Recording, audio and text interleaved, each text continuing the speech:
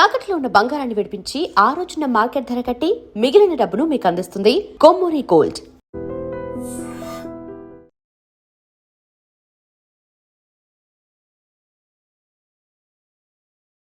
ఐడ్రీమ్ ప్రేక్షకులకు నమస్తే. నేను ఉదయశ్రీ.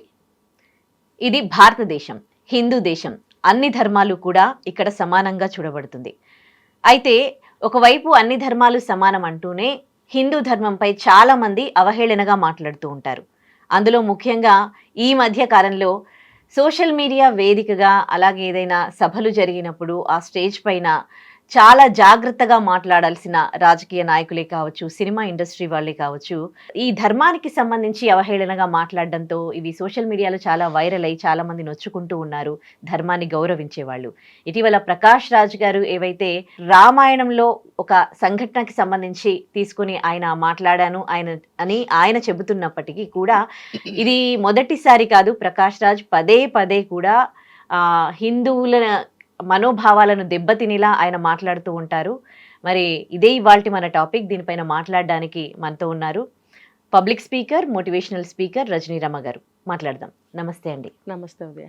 ఇక్కడ ఎందుకు ప్రతిసారి హిందువుల మనోభావాలు దెబ్బతింటూ ఉన్నాయి? కేవలము ఎక్కువగా అంటే హిందువులు ఎవరైతే ఈ రామాయణాన్ని, మహాభారతాన్ని చాలా గౌరవిస్తారు, మన దేవతలుగా మనం పూజిస్తూ ఉంటాం. కానీ మీరు ప్రకాష్ రాజ్ గారి వ్యాఖ్యలు చూసుకుంటే ఇప్పుడు కాదు, ఇది మొదటిసారి జరిగింది కాదు, ఇది రిపీటెడ్గా జరుగుతూ ఉంది. ఆయన అసలు ఎందుకు అంత హిందూ మతం అన్నా, హిందువుల మనోభావాలన్నా అంత లెక్క లేకుండా ఆయన మాట్లాడుతూ ఉంటారు. ఎంతోమంది అభిమానులను సంపాదించుకున్నాడు ఆయన నటనతో. కానీ ఎందుకు హిందువుల ఆగ్రహానికి గురవుతున్నారంటారు? హిందూ అండ్ క్రిస్టియన్ రెండు మతాలకి చెందిన ఒక వ్యక్తి అయితే రెండు కూడా ఆయన జీర్ణించుకుని ఉండాలి, ఇటు హిందుత్వాన్ని అటు క్రిస్టియానిటీని. ఎందుకంటే తల్లిదండ్రులు ఇద్దరు అది కాబట్టి చిన్నప్పటి నుంచి ఇద్దరు పెంపకంలో పెరిగినప్పుడు రెండు కూడా ఆయనకి జీర్ణించుకునే అవకాశం ఉంటుంది, రెండు విషయాలు కూడా. అయితే సినిమాల్లో నటించింది నటనే అయినప్పటికీ కూడా అతను హిందూ కూడా ఒక పక్కన కదా, ఆ హిందుత్వానికి సంబంధించినవన్నీ కూడా ఆయనకి తెలిసి నటించిన తర్వాత దాని మీద కూడా ఒక భక్తిభావము, ఒక విశ్వాసం అనేది ఉంటాయి. కానీ మరి అబ్బాయి అయినా అమ్మాయి అయినా కూడా దాదాపుగా తల్లి ప్రభావం ఎక్కువ పడుతుంది. ఎందుకంటే తల్లి పెంచుతుంది కాబట్టి ఇతనికి తల్లి ప్రభావం ఎక్కువగా ఉండొచ్చు. క్రిస్టియానిటీ అనేది ఆయనకి ఇష్టమై ఉండొచ్చు. ఇష్టం వేరు, పబ్లిక్లో మాట్లాడటం వేరు. ఇప్పుడు నువ్వు ఒక సాహితీ సభకి వెళ్ళినప్పుడు ఇక్కడ నేను ఒక విషయం చెప్పదలుచుకున్నా. కేరళ ఈయన్ని గెస్ట్గా పిలిచారో, చీఫ్ గెస్ట్గా పిలిచారో, లేకపోతే ఒక స్పీకర్గా మీరు కొన్ని మాటలు మాట్లాడాలని పిలిచారో తెలీదు. అక్కడ అందరు కూడా యూత్ వచ్చారు.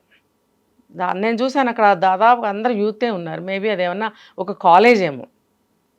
అక్కడికి పిలిచి ఒక ఎత్తైన స్టేజ్ మీద ఆయన్ని ప్రత్యేకంగా కూర్చోపెట్టి ఇంకొక ఆయన పక్కన కూర్చొని మాట్లాడిస్తున్నప్పుడు అక్కడ ఒక సాహిత్యం గురించి మాత్రమే మాట్లాడే అంశాలు ఉంటాయి అబ్వియస్లీ. ఎందుకంటే ఆ విషయమే అది, ఆ సభే అది. కాబట్టి ఈ ఈ జనరేషను ఇప్పుడున్న కాలేజ్ అని నేను అంటున్నా కదా, ఈ యొక్క యూత్కి సాహిత్యం గురించి చాలామందికి తెలియదు ఈ రోజుల్లో. కాబట్టి దాని గురించి ఇప్పుడు పుస్తకాలు చదవండి, పుస్తకాలు ఎంతో మేధస్సునిస్తాయి, పుస్తక పఠనం ఎంతో మంచిది, అది మనం చదివింది ఎప్పటికీ కూడా బ్రెయిన్లో ఉంటుంది, మనం మర్చిపోము. రాసిన దానికి, లేకపోతే మనం మొబైల్స్లో చూసినా, స్క్రీన్ మీద చూసినా మర్చిపోతాం.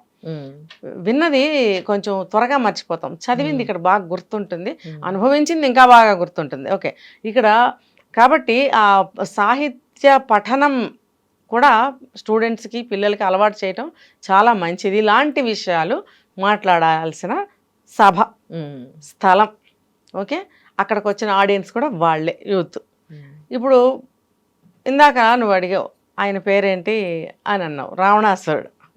అంటే ఇప్పుడు ఒకసారి మర్చిపోయి కూడా మనం అడుగుతాం ఒక్కొక్కళ్ళని, ఒక్కొక్కసారి తెలియక అడుగుతాం కదా, ఒక్కోసారి కన్ఫ్యూజ్ అయ్యి కూడా అడుగుతాం. ఎందుకు రావాలి ఈ తెలియకపోవడం, కన్ఫ్యూజన్ ఎందుకు రావాలంటే సరి అయిన నాలెడ్జ్, అవగాహన లేకపోవడం వల్ల. ఇప్పుడు మాలాంటి వాళ్ళు ఉన్నామంటే మాకు ఆ ఫ్లోలో జ్ఞాపకం రాక అదేంటబ్బా అది అది అంటాం, తెలియక కాదు. ఇది డిఫరెన్స్ ఉంది చూడు. అవునవును. సో ఇప్పుడు అక్కడ ఉన్న యూత్, స్టూడెంట్స్, ఆడియన్స్ ఎవరైతే ఉన్నారో వాళ్ళకి ఎంతమందికి అవగాహన జ్ఞానం ఉండుంటుంది సాహిత్యం మీద కానీ, ఒక పురాణమే కానీ, ఒక చరిత్రే కానీ, కనీసం 10 సంవత్సరాల క్రితం జరిగిన ఒక సంఘటన మీద కానీ ఎటువంటి అవగాహన ఉంటుంది, ఎంత మేరకు ఉంటుంది అనేది మనం లాటరీ వేయాల్సిందే. అటువంటి సభకి నువ్వు వచ్చి ఏమీ తెలియని వాళ్ళకి కొంచెము నువ్వు ఏదన్నా బేసిక్స్ చెప్పి వెళ్ళిపోవాలి, నీకు తెలిస్తే. లేకపోతే నువ్వు సాహిత్యం గురించే మాట్లాడు. సాహిత్యం వల్ల ఏంటంటే నువ్వు చదివితే నీ నాలెడ్జ్ పెరుగుతుంది, నీకు ఎన్నో అనుభవాలు కూడా తెలుస్తాయి బుకిష్గా. నువ్వు అంటే నువ్వు ఓన్గా అనుభవిస్తే ఆ అనుభవం వేరు.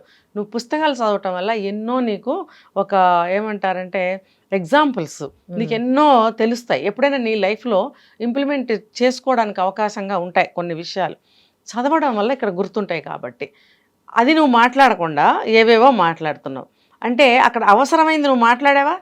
మరి ఆ పక్కన కూర్చున్నాను ఎందుకు ఖండించలేదు? నువ్వు రామాయణం గురించి చెప్పాలనుకున్నావు, ఓకే గుడ్, మంచిది. నీకు తెలిసిన రామాయణాన్ని చక్కగా కొంచెం ఇంత బోధించు వెళ్ళు. ఇదేదో ఇప్పుడు నువ్వు క్రిటిసైజ్ చేసావు, వ్యాఖ్యలు చేసావు కదా, ఒక 5-6 విషయాలు. ఈ 5-6 విషయాలని రామాయణానికి అన్వయించి మంచి రామాయణాన్ని వాళ్ళకి 2 ముక్కలు, నీకు ఎంత వస్తే అంత ఏదో 2 ముక్కలు చెప్తే బాగుండేది కదా. నువ్వు ఒక రామాయణమే చెప్పావు అని నువ్వు అనుకుంటున్నావు, మేము అలాగే అనుకుంటున్నాం. రామాయణాన్ని నువ్వు ఎలా చెప్పావు కదా, లక్కీ అన్నావు, లక్కీ అంట, జిఎస్టీ అన్నావు, డాలర్స్ అన్నావు, నార్త్ ఇండియన్, సౌత్ ఇండియన్ అన్నావు. ఇదంతా అప్పుడు అదంతా లేదు, మొత్తం ఒకటే ఏక బిట్ భారతదేశం, అఖండ భారతం. కరెక్ట్. ఇప్పుడు ఖండ భారతం అయిపోయింది. కరెక్ట్. అప్పుడు బెంగాల్ రాష్ట్రాన్ని వంగదేశం అనేవారు కదా. ఇప్పుడు వంగదేశం అంటున్నామా? అనట్లేదు. అంటే అసలు కాలక్రమేణా కొన్ని పేర్లు మార్చామనుకో. ఇప్పుడు అనేక దేశాలు, మగధ దేశము, వంగదేశము, పాటలి పుత్రము, పాటలి దేశం, ఇట్లా అలా పేర్లు ఉండేవి.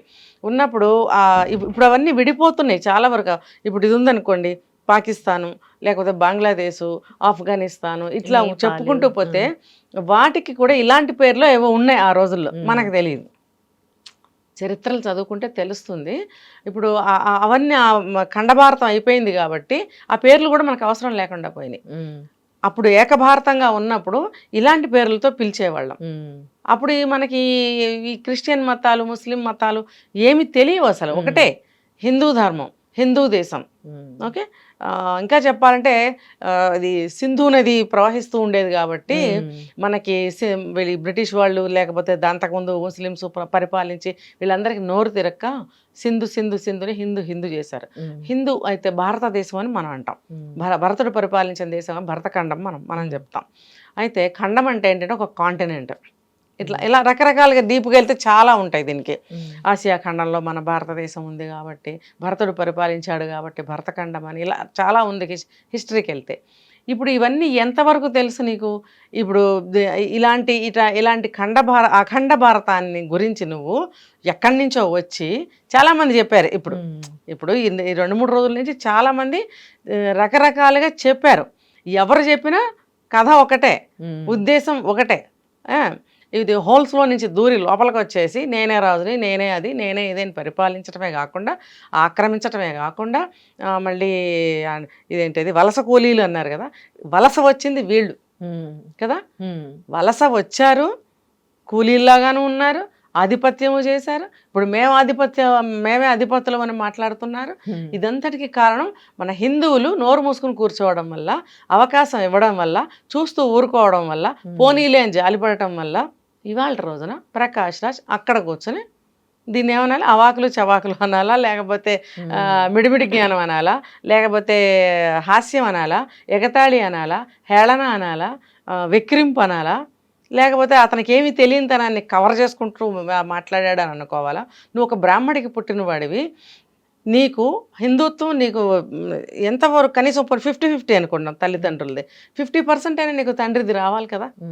నువ్వు ఎక్కడో పుట్టి పెరగలా, ఇక్కడే ఈ సౌత్లోనే పుట్టి పెరిగావు కదా. ఎవరినైతే రావణాసురుణ్ణి నువ్వు గిరిజనుడు అని నువ్వు మాట్లాడిన సౌత్ దక్షిణ భారతం గిరిజనుడు అని నువ్వు మాట్లాడావు, నువ్వు దక్షిణ భారతంలోనే పుట్టి పెరిగావు అర్థమైందా? అతన్ని గిరిజనుడు అంటున్నావు, నువ్వు ఒక బ్రాహ్మడికి పుట్టావు.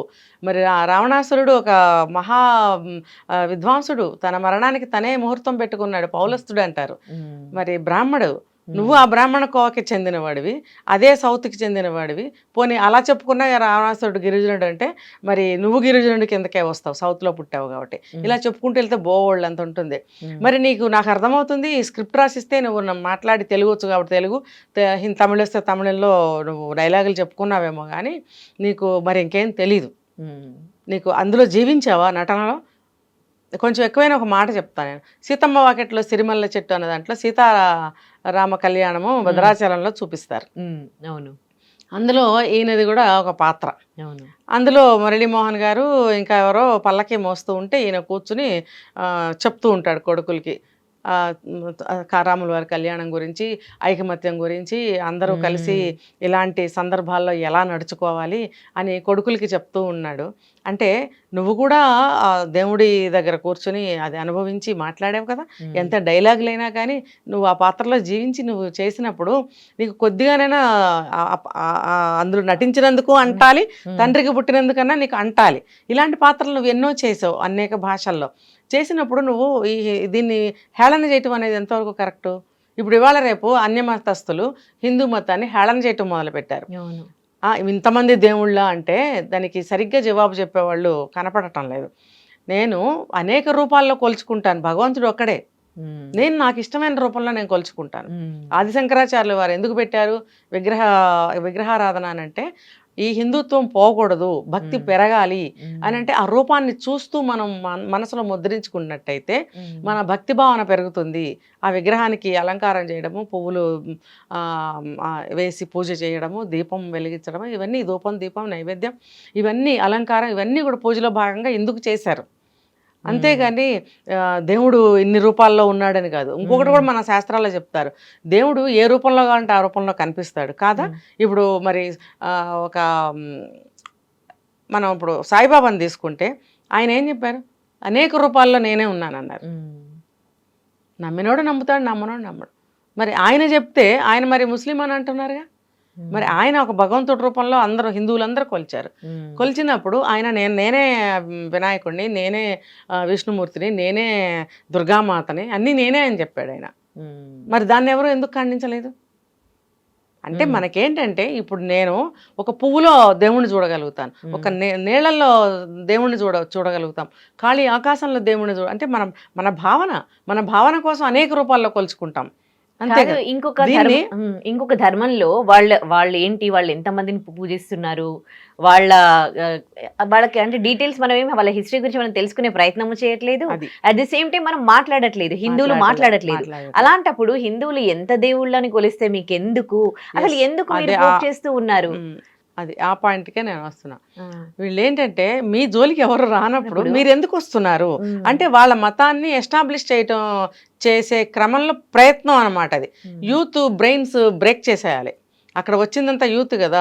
సాహితీ సభకు నువ్వు వచ్చినప్పుడు సాహిత్యం గురించి నువ్వు రామాయణము, ఇప్పుడు వాల్మీకి రామాయణం, మొల్ల రామాయణము, ఇంకా అనేక రామాయణాలు ఉన్నప్పుడు నువ్వు డిఫరెన్షియేట్ చేసి ఆ రామాయణాన్ని నువ్వు చెప్పు. మొల్ల గారు ఇట్లా రాశారు, వాల్మీకి గారు ఇట్లా రాశారు, ఆ సాహిత్యం గురించి అలా మాట్లాడినట్టయితే ఏముండేది. అసలు నీకు తెలిస్తేగా రామాయణం గురించి. అదేంటో పిచ్చి పిచ్చి పేర్లు పెట్టి పిచ్చి పిచ్చి వ్యాఖ్యానాలు చేసావు నువ్వు. అసలు నువ్వు రామాయణాన్ని చదువు, ఒకరోజు కూర్చొని చదివినట్టయితే పిల్లలకు నువ్వేం బోధించాలో నీకు అర్థమయ్యేది. ఇప్పుడు ఒక వ్యక్తి ఎలా జీవించాలి, ఒక జీవితంలో ఒక్కొక్కళ్ళ పాత్ర ఎలా ఉండాలి అనేది రామాయణంలో చెప్పారు. చెప్పినప్పుడు నువ్వు అటువంటి రామాయణాన్ని నువ్వు హేళన చేస్తావా?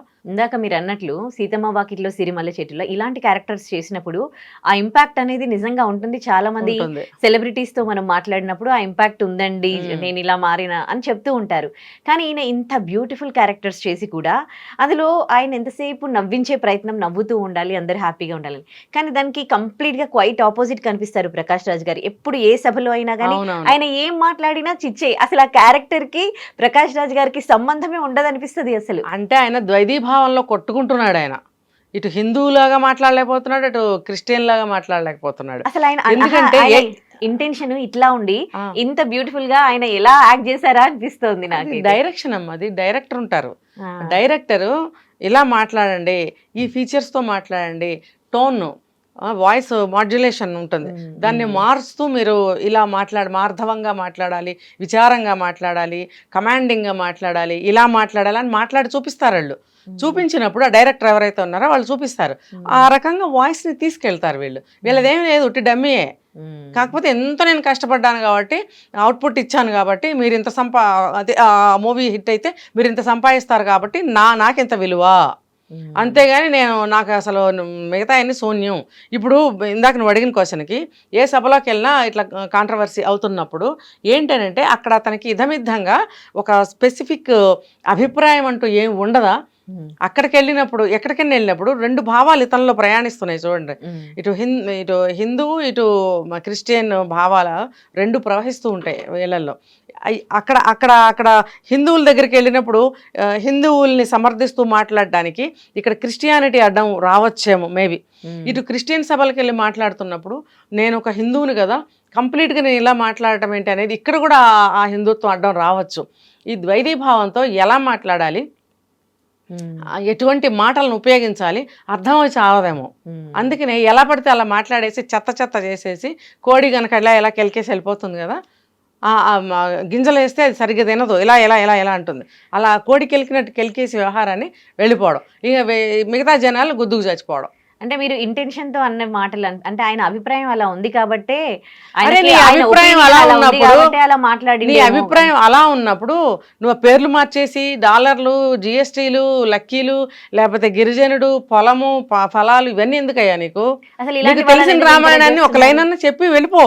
లేదా నువ్వు సాహిత్యం మీద మాట్లాడు, నీకు సాహిత్యం మీద పట్టుందా, ఏమైనా బుక్స్ చదివే అలవాటు ఉందా, ఉంటే నీకు రామాయణం ఎందుకు అసలు? నువ్వు ఏదన్నా ఒకటి తీసుకో సబ్జెక్టు, దాని మీద మాట్లాడు. అసలు ఇలాంటి కార్యక్రమానికి అతన్ని ఎందుకు ఇన్వైట్ చేసినట్టు? ఎందుకంటే అప్పటికే చాలా సార్లు ఆయన ఇలా మాట్లాడడం జరిగింది కదా, సో ఇక్కడ పిలుస్తున్న వాళ్ళని కూడా ఏమనాలి? అదే నేను ఇందాక అన్నది, ఆ పక్కన ఇంటర్వ్యూ చేసే ఆయన కూడా కొంచెం డైవర్ట్ చేయాలి. తర్వాత ఎటువంటి సభకి ఎలాంటి వాళ్ళని పిలవాలి, కాస్తంత పేరు వచ్చేస్తే పిలిచేయాలి. అన్ని భాషలు వచ్చి ఉండాలి, కాస్తంత పేరు వచ్చి ఉండాలి.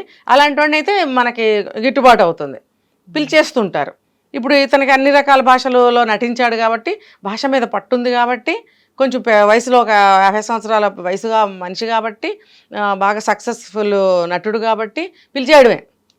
ఆ క్రేజ్తో కాలేజ్ స్టూడెంట్స్ అందరూ వచ్చి వింటారు. అతని దగ్గర స్టఫ్ లేదు.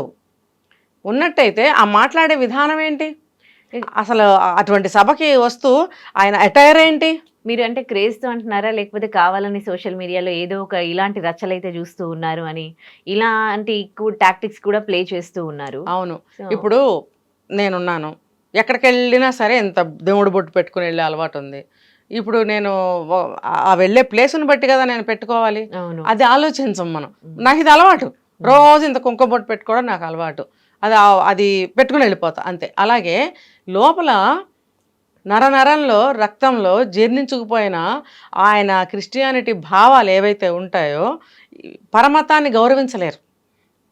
ఏంటి అలాగని హేళనతో కూడినటువంటి అభిప్రాయాలు ఉంటాయి లోపల. కొంతమంది చూసారో లేదో, నలుగురిలో కూర్చున్నప్పుడు నవ్వుకుంటూ ఉంటారు, వాళ్ళల్లో వాళ్ళు వెకిలితనం. నలుగురు మాట్లాడేటప్పుడు నవ్వకూడదు. నలుగురిలో నవ్వు 4 విధాలు చేటు అంటారు, ఆడైనా మగైనా. అది అసందర్భంగా చిరునవ్వు నవ్వినా, కొంచెం నొసలు ఎగరేసినా, కొంచెం పక్క మొహం తిప్పినా అక్కడ అభిప్రాయాలు మారిపోతాయి. ఆ వాతావరణానికి తగ్గట్టుగా ఉండాలి. నీ లోపల ఉంచుకో ఏదన్నా ఉంటే, బయట నువ్వు పెట్టావంటే నువ్వు ఏదో కాంట్రవర్సీ అయిపోతావు. అయితే అతను తన లోపల ఉన్నటువంటి వ్యక్తిగత అభిప్రాయాలు, భావజాలాలు, వెకిలితనమా లేకపోతే తక్కువ భావన, వాట్ ఎవర్ ఇట్, ఆ భావంతో ఉన్నప్పుడు పైకి ఇలాంటి మాటలే వస్తాయి. దాన్ని కొంచెం తక్కువ చేశారు, వక్రీకరించారు. ఎవరు? ఆయన వక్రీకరించాడు, రామాయణాన్ని ఆయన వక్రీకరించాడు. నన్ను యాంటీ హిందూ లాగా ముద్ర వేయాలని ఇట్లా చేస్తూ ఉన్నారు అని. లేదు, హిందూ తక్కువ అభిప్రాయాన్ని కలిగించే ప్రయత్నం అనమాట అది. తనకు అదే అభిప్రాయం ఉంది. ఆ అభిప్రాయం అంటే ఇంటెన్షన్గా నువ్వు చెప్పలేదని నువ్వు అంటావేమో బహుశా, కానీ ఇక్కడ నీ లోపల ఉన్నదే బయటకు వచ్చింది. ఈరోజు ఆయన ఒక వీడియో చేసి పెట్టాడు ఆయన, ప్రకాష్ రాజ్ గారు. ఏంటి అని అంటే అందులో, నేను ఏదేదో మాట్లాడుతున్నారు, నేను సాహితీ సభకి వెళ్ళాను, అక్కడ నేను ఏదో మాట్లాడాను, దానికి వక్రీకరించి మాట్లాడారు, వాగారు. వాగారు, అందరూ వాగారు. నేను ఇప్పుడు సమ్మర్ కదా, నేను వచ్చేది వర్షాకాలము, నేను కొంచెం చెట్ల దగ్గర అదేదో అతనికి ఏదో ఉన్నట్టుంది ఫామ్ హౌస్, అక్కడ నేను మా పనిలో ఉన్నాను, చెట్ల పనిలో ఉన్నాను, చెట్లతో నేను మాట్లాడుకోవాలి, చాలా పని ఉంది నాకు, అదంతా అయ్యాక వస్తాను, వచ్చి నేను మీతో మాట్లాడతాను, అప్పుడు దాకా ఇలాగే వాగుతూ ఉండండి అంటే, నువ్వు అందరూ ఏమని కోరుకుంటున్నారు, నువ్వు జరిగిన దానికి ఏదో ఒకటి చెప్పు అవును అని అన్నప్పుడు డైరెక్ట్గా అపాలజీ కూడా అడిగారు. అడిగినప్పుడు ఆ రెండు మానేసి నువ్వు మళ్ళీ రెచ్చగొట్టి వెళ్ళిపోయావు అజ్ఞాతంలోకి. ఇప్పుడు ఇంకొంచెం రగులుతుంది అనమాట. అంటే ఇది రాజకీయం చేయదలుచుకున్నావా, లేకపోతే మతపరంగా దీన్ని ఇంకో పక్కకు లాగాలనుకుంటున్నావా అంటే, ఇప్పుడు నువ్వు ఇందాక అడిగిన ప్రశ్న ఇంటెన్షన్తోనే చేశాడు అంటే, ఎస్ ఇంటెన్షన్తోనే చేశాడని నాకు అనిపిస్తుంది ఇప్పుడు. అంటే హీఈస్ ఎంజాయింగ్ అంటే వీళ్ళని అందరినీ రెచ్చగొట్టి, అంటే అది తనకు ఉన్న ద్వేషము అని అనుకోవచ్చా? ఎంజాయ్ చేస్తూ ఉంటుంటాడు, ద్వేషం పక్కా ఉంటుంది. ఎందుకనంటే మన ఇండియాలో, భారతదేశంలో చాలా వరకు తండ్రులు పిల్లల్ని పట్టించుకోరు. ఇది మేజర్ తప్పు, ప్రతి తండ్రి చేస్తున్న మేజర్ మిస్టేక్ ఇది. ఆడపిల్లలైనా మగపిల్లలైనా పిల్లల సంరక్షణ తండ్రి కూడా తీసుకోవాలి. సంరక్షణ అంటే ఇప్పుడు తల్లి వండుతుంది, పెడుతుంది, స్నానం చేస్తుంది, ఇవన్నీ పక్కన పెడితే తండ్రి బయట ప్రపంచాన్ని చూపించాలి అని అంటారు. ఆకాశమంతా అని చెప్పి ఒక మూవీలో యాక్ట్ చేశాడు, నేను ఆ సినిమా చూడలేదు, త్రిషా గావన్లో హీరోయిన్. అందులో ఒక తండ్రి పాత్ర పోషించాడు. పోషించినప్పుడు ఆ పిల్లకి చిన్నప్పటి నుంచి ప్రపంచాన్ని ఈయనే చూపించాడంట. అది అలా ప్రతి తండ్రి ఉండాలి. కానీ మన భారతదేశంలో తండ్రి పాత్ర చాలా దారుణం అయిపోయింది. పిల్లల్ని పట్టించుకోవడం, భార్యను తిట్టడం, కొట్టడం చేయడం వల్ల తల్లి పిల్లల్ని తన దగ్గరకు లాక్కుంటుంది. లాక్కున్నప్పుడు ఆమె మంచిదైనా చెడ్డదైనా, ఎటువంటి అలవాట్లున్నా, ఎటువంటి ఉద్దేశాలున్నా, ఎటువంటి అభిప్రాయాలున్నా, దేవుడి పట్ల కానీ, ఒక వ్యవహారం పట్ల కానీ, కుటుంబం పట్ల కానీ, ఎవరి పట్లైనా ఏదైనా కానీ అవే పిల్లలకి వచ్చేస్తాయి. అంతే కదా, తను మాట్లాడే మాటలు, తను ఇస్తున్న ట్రీట్మెంటు, తను పిల్లలకి నేర్పుతున్న విధానము అన్నీ ఇంకా అవే ఉంటాయి. అవే ఉన్నప్పుడు వాడు బ్రాహ్మడికి పుట్టినా, ఇంకొకటికి పుట్టినా, పెరిగి పెద్ద అయ్యాక ఇవే అలవాట్లు వస్తాయి, ఇవే అభిప్రాయాలు ఉంటాయి.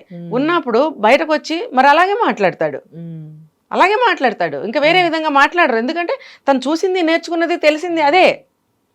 లేకపోతే అలా ఎందుకు మాట్లాడతాడు రామాయణం గురించి? మరి ఒక మోపిల్లాడు పుట్టంగానే నా వంశం నిలబడిందని చెప్పి, నేను బ్రాహ్మణ్ణి అని చెప్పి హిందుత్వం లేచింది అతనిలో. మరి కొడుకేమో వేదాంత్ అని పెట్టుకున్నాడు పేరు. మరి ఎందుకు పెట్టుకున్నావు? నీ పేరేమో ప్రకాశరాజు, నీ కొడుకు పేరేమో వేదాంత్, మరి మిగతా పిల్లలు ఉన్నారేమో ఏం పేర్లు పెట్టాడో మనకు తెలియదు. అంటే ఇందాక నేను చెప్పాను, రెండు మతాలకి మధ్యలో ద్వైతీభావంలో కొట్టుకులాడుతున్నాడు, ఎలా బిహేవ్ చేయాలో తెలియదు. అందుకే పబ్లిక్ మీటింగ్స్కి వచ్చినప్పుడు ఇలా విచిత్రంగా నోటుకు వచ్చినప్పుడు నట్టు ప్రవర్తించడము, ఒక సైకో ముద్ర వేసుకున్నాడు ఆయన. అందరూ అంటున్నారు కదా సైకో అని.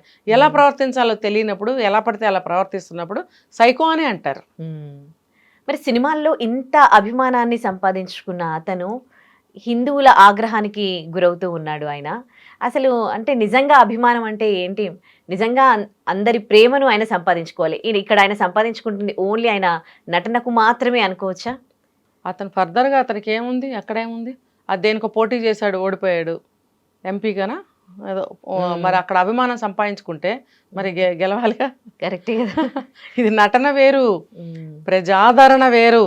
ప్రజలు ఆదరించాలంటే ప్రజల కోసము నువ్వెన్నో చేసి ఉండాలి, లేదా ప్రజలకి నువ్వు అనుకూలంగానన్నా ఉండాలి, లేకపోతే ప్రజలకి నీ మీద నమ్మకం అన్నా ఉండాలి. ఈయన మన నేత అయితే గనక, మనం గెలిపించినట్టయితే కనుక ఈయన మనకి ఏమైనా చేయగలుగుతాడా?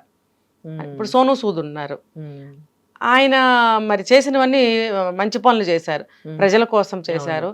అంటే అందరి కోసం చేయకపోవచ్చు, మంచి పనులు చేశారు. ప్రజలేగా వాళ్ళు కూడా ఎక్కడే కష్టం ఉన్నా వెళ్ళడము, డొనేషన్స్ ఇవ్వడము, లేకపోతే వరదలు అలాంటివి వస్తే డొనేషన్లు ఇవ్వడము, చిన్న పాపలకి ఎవరికైనా బాగపోతే అక్కడ డొనేషన్ ఇవ్వడము, కష్టం వస్తే వెళ్ళి నిలబడటం లాంటివి చేశాడంటే దయాద్ర హృదయం ఆయనకి ఉంది అని చాటి చెప్పుకుంటున్నాడు. అలాంటి దయగల మనిషి పోటీ చేశాడు అనుకో, కొన్ని గెలిచినా గెలవకపోయినా మంచి మంచి ఓట్లు వచ్చి ఉండేవి. ఈయనకి అసలు ఏమి లేవని చెప్తున్నారుగా. అసలు ఇంకేమీ లేవు. నువ్వు అసలు ఎలా ఎంపీ అవుతావు, అసలు ఎట్లా గెలుస్తావు, ఇదంతా జరగని పని. అంటే ప్రజాదరణ లేని మనిషివి, నటన పరంగా మాత్రమే నువ్వు అభిమానులను తెచ్చుకున్నావేమో కానీ ఇతని నటనలో కూడా ఏ డైలాగ్ చూసినా కూడా అహంకారపూరితంగానే ఉంటుంది. ఎందుకంటే ఆయన ఫీచర్స్ అలా ఉంటాయి, ఆయన ఫేస్ కట్స్ అలా ఉంటాయి అనుకో.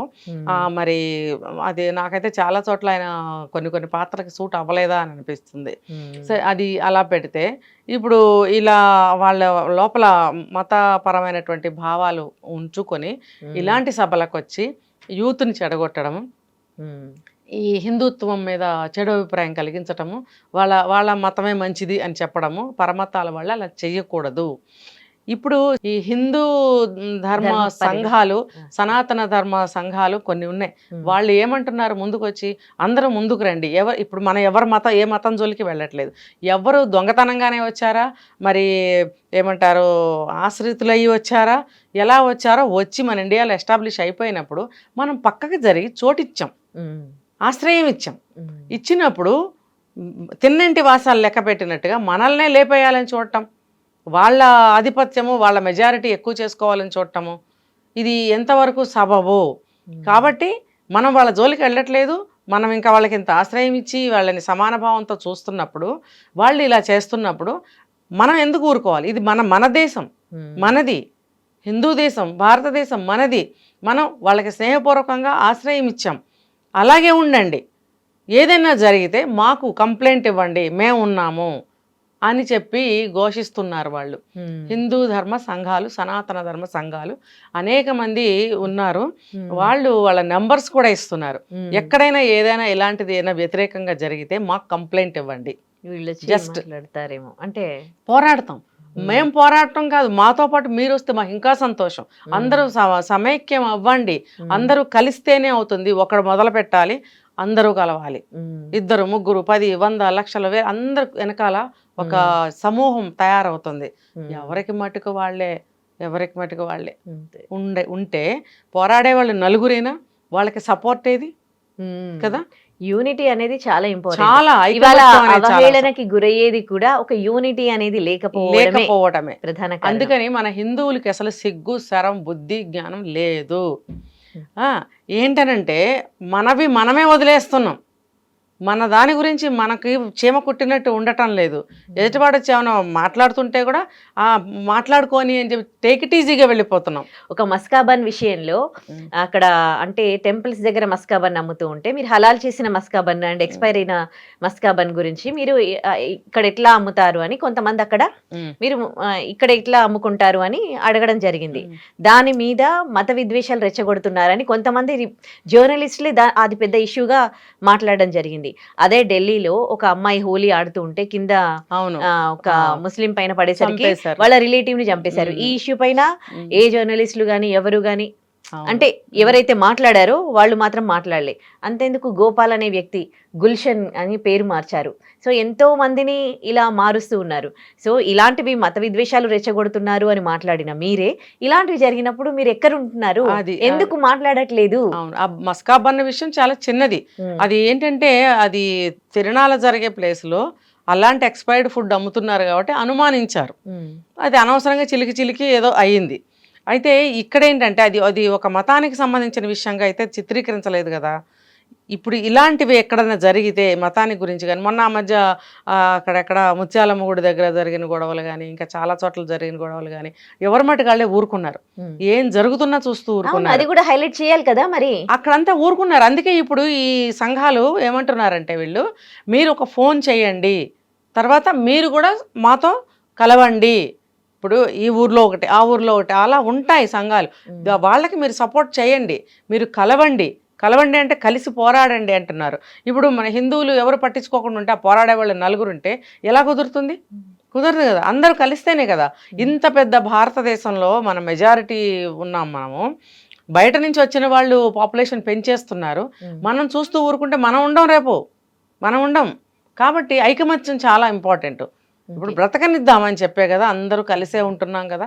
ఇన్ని మతాలు, ఇన్ని భాషలు కలిసిన దేశం ఎక్కడ ఉండదు అసలు, ఈ భూమి మీద లేదు. మరి అలాంటప్పుడు ఎంత గ్రేటెస్ట్ మరి దేశం కదా ఇది. అలాంటప్పుడు ఈ గొప్పతనాన్ని మనం పోగొట్టుకుంటున్నాం, మన ఉనికినే పోగొట్టుకుంటున్నాం. వాళ్ళు ఉంటారా, సోదరుల్లాగా ఉండనివ్వండి.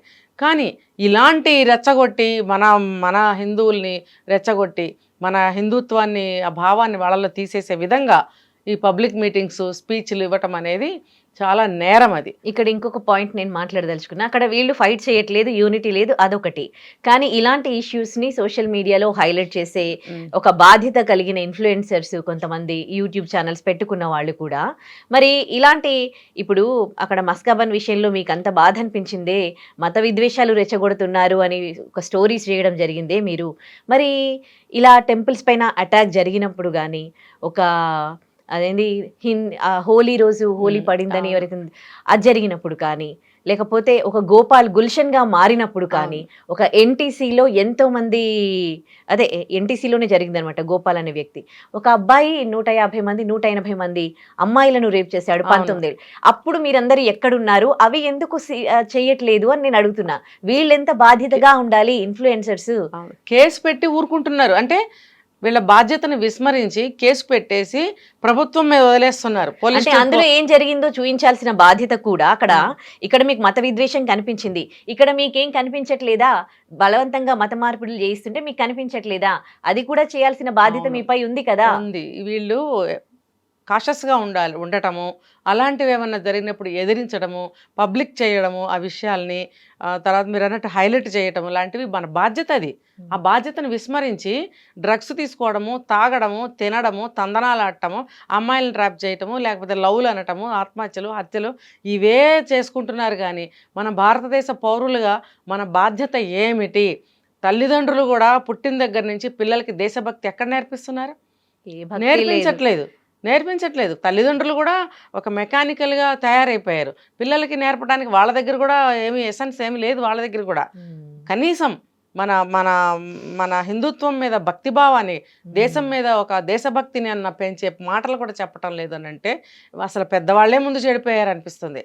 కాబట్టి పెద్దవాళ్ళు, పిల్లలు, యూత్ అందరూ కూడా ఈ ఒక ఏమంటారు ఒక అవేర్నెస్గా ఉండాలి. మన దేశం గురించి మనం భక్తిని పెంచుకోవాలి, మనం జాగ్రత్తలు తీసుకోవాలి. ఎక్కడ ఏగ వాళ్తున్నాం, ఏగ వాలనీయకూడదు అన్న ఒక బాధ్యతాయుతంగా ముందుకు జరిగినప్పుడే మన దేశం కొంతైనా సేవ్ అవుతుంది. ఈ హిందూ సంఘాల వాళ్ళు దొరకట్లాగా కాదు, ముందుకొస్తున్నారు. సాధువులు ముందుకొస్తున్నారు, మఠాధిపతులు, పీఠాధిపతులు, ఆడవాళ్ళు, మగవాళ్ళు అందరూ కూడా ముందుకు వచ్చి మేమున్నామని వాళ్ళు పోరాటాలు చేస్తున్నప్పుడు మనమేంటి చేతకాని దద్దమ్మలు చవటంలాగా మనం ఇల్లే ఒక స్వర్గంలాగా ఇంట్లో కూర్చొని ఆఫీస్కి వెళ్ళి ఇదేనా మన జీవితం? ఎక్కడికక్కడ ప్రతి ఇంట్లోనూ ఒక మంత్రం మోగుతుందా? ఒక గుడికి వెళ్తున్నారా? ఒక దేవుడి గురించిన ఒక చర్చ జరుగుతుందా ఇంట్లో? మన హిందూ దేశం యొక్క గొప్పదనం గురించి ఎక్కడైనా చెప్పుకుంటున్నారా? ఏ ఇంట్లోనైనా లేచిన దగ్గర నుంచి ఆ ఇంట్లో గోలే సరిపోతుంది. అందుకని ప్రతి ఇంట్లో కూడా దేశభక్తిని, దేవుడి మీద భక్తిని పిల్లలకి నూరిపోయాలి, తెలియచేయాలి, పాటింప చేయాలి దగ్గరుండి. పిల్లలు చేయరా అండి? వాడు పిల్లడు ఒకసారి చేయకపోతే, 2 సార్లు చేయకపోతే అలవాటు చేయాలి. వాళ్ళకేం తెలియదు కాబట్టి. మీరు ఏం చేస్తున్నారు? పేరెంట్స్ అనేవాళ్ళు ఎవరు ఏమీ చేయట్లేదు. నిజంగా ఇది కరెక్ట్ పాయింట్. ఒకవేళ నిజంగా అలాగే నేర్పిస్తే ఇలాంటి వాళ్ళు వచ్చి మాట్లాడితే అక్కడే వాళ్ళకి కరెక్ట్ పనిష్మెంట్ ఇస్తారు. అవును. ఇప్పుడు మాట్లాడే ధైర్యం కూడా చేయరు. ఇప్పుడు నిజంగా అందరూ అన్ని ఒక ధర్మం గురించి తెలుసుకుంటే, హిందువులు ముఖ్యంగా వాళ్ళ ధర్మం గురించి, వాళ్ళ చరిత్ర గురించి తెలుసుకుని పిల్లలకి చెబితే మాత్రం ఎవరైనా ఇలాంటి వాళ్ళు ఇలా మాట్లాడితే అసలు అలాంటి సభలకు పిలవని కూడా పిలవరేమో. 10 ఏళ్లకు ఒకసారి అలాంటి సినిమా ఏదో తీస్తారు, 4 రోజులు 5 రోజులు ఆడుతుంది, వెళ్ళిపోతుంది. అది అంతే, అంతే అయిపోయింది. అసలు ఫ్రీక్వెంట్గా సమాజానికి, దేశానికి, ఒక కుటుంబానికి ఉపయోగపడే సినిమాలు ఏమైనా వస్తున్నాయా? దరిద్రపు ప్రేమలు, లేకపోతే కొడుకు అల్లరి చిల్లరగా తిరుగుతుంటే తండ్రి తిట్టిపోయటం ఆ కొడుకుని. అంటే వాడి వ్యక్తిత్వాన్ని, వాడి ఆత్మస్థైర్యాన్ని సమూలంగా నేలమట్టం చేసే విధంగా తండ్రి తిట్టడం చూపిస్తుంటారు. అబ్బో ఎంత న్యాచురల్గా ఉందో, కట్ బనీని వేసుకుని పాతలొంగి కట్టుకుని తండ్రి తిడుతుంటే, వీడు ఒక చిన్న నిక్కర వేసుకుని అడ్డంగా మంచం మీద పడుకొని చెవులు మూసుకుంటుంటే అబ్బా ఎంత న్యాచురల్గా ఉందో ఆ సినిమా అనుకుంటాం. ఇదా మీరు చూపిస్తుంది సినిమాల్లో? మంచి మంచి సినిమాలు తీయండి, దేశం గురించి తీయండి, ఒక ఇంటి గురించి తీయండి, ఒక హిందూ సాంప్రదాయాల గురించి తీయండి, పురాణాల గురించి తీయండి. ఇవేమి ఎక్కడున్నాయి? లేవే. రైట్. దరిద్రపు సినిమాలు తీయటం వల్ల ఇగో ఇలాంటి వాళ్ళు ఇలా తయారయ్యారు. Right. Thank you so much అండి.